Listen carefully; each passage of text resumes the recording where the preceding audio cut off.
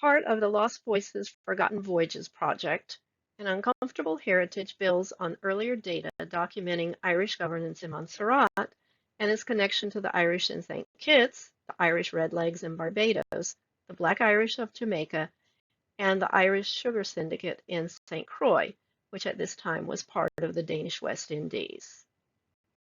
The result of the conflicts between England and Ireland during the 17th century created an Irish problem that led Oliver Cromwell to order the kidnapping and forced transportation of thousands of Irish men, women, and children to the West Indies. Not surprisingly, officials did little to document the details or process of their transport. The story of how thousands of Irish indentures fared once they arrived in the West Indies has been left largely understudied. On one side of the Atlantic, as English subjects, the Irish were oppressed for their Catholic faith.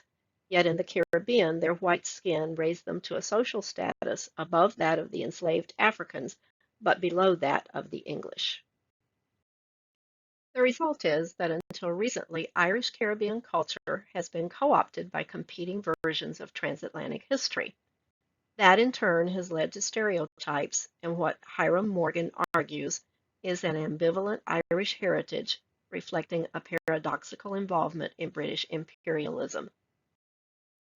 Historically, Irish participation in the British Atlantic colonization project has been subsumed by that of the English.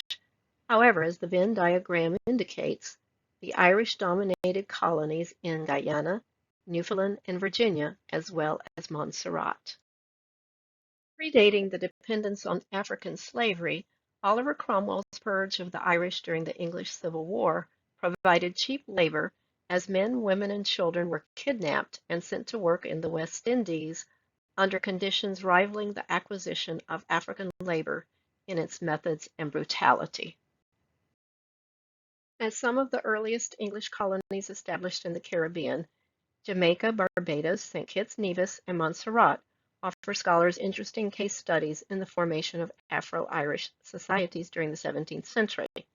As the excerpts indicate, many of the Irish mixed with Africans, creating Afro-Irish cultural groups.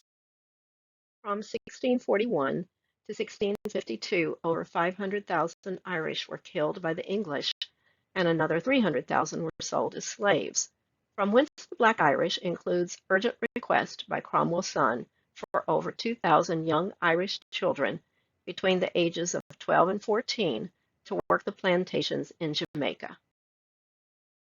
English law forbids outright enslavement of whites, yet forced Irish indentures created a legally unfree class rivaling slavery.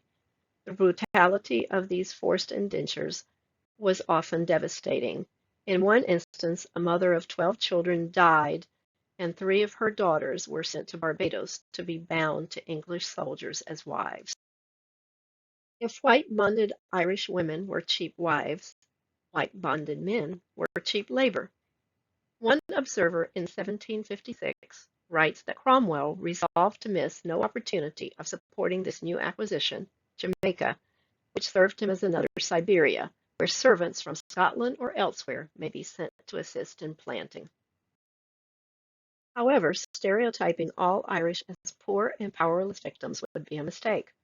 Once in the West Indies, the Irish found themselves in a gray area of governance, far from the center of power.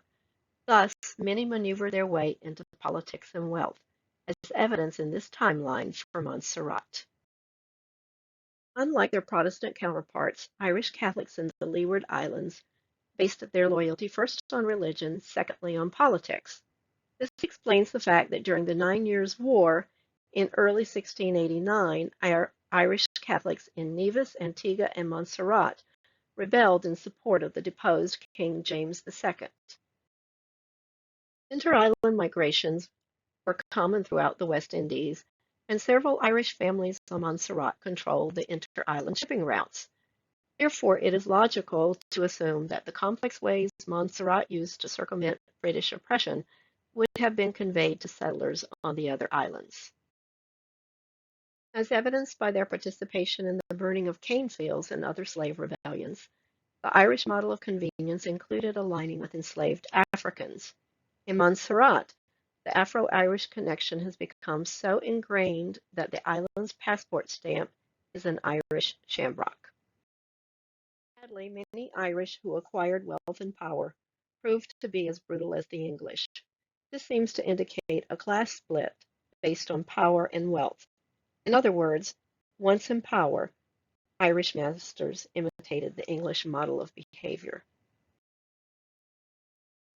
As the influence of Montserrat moved to St. Croix, Orla Power narrates that by 1747, a group of Irish merchants and planters with family connections in Ireland, Montserrat, and London had begun to purchase land at St. Croix.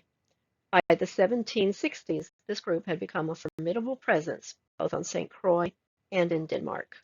Today, much of the Irish connection in St. Croix traces back to the enterprising planters from Montserrat, who, through a loophole in Danish politics, acquired Danish citizenship.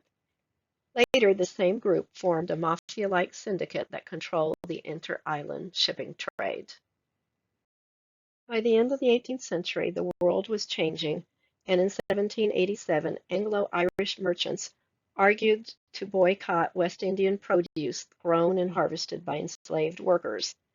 As the English Society for the Abolition of the Slave Trade mobilized public opinion against slavery, the Irish also lobbied against the slave trade. Yet, despite all their successes, the stereotype of the Irish as an inferior subspecies persisted throughout the 19th century. This depiction in an 1899 edition of Harper's Weekly is typical of other political cartoons in Victorian America.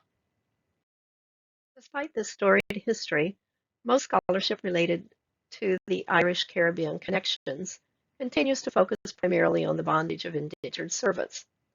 While their stories are compelling and crucial to understanding Irish-Caribbean cultural legacies, we invite you to read the related articles and visit the online special collection at the Virtual Caribbean Library for a more comprehensive study.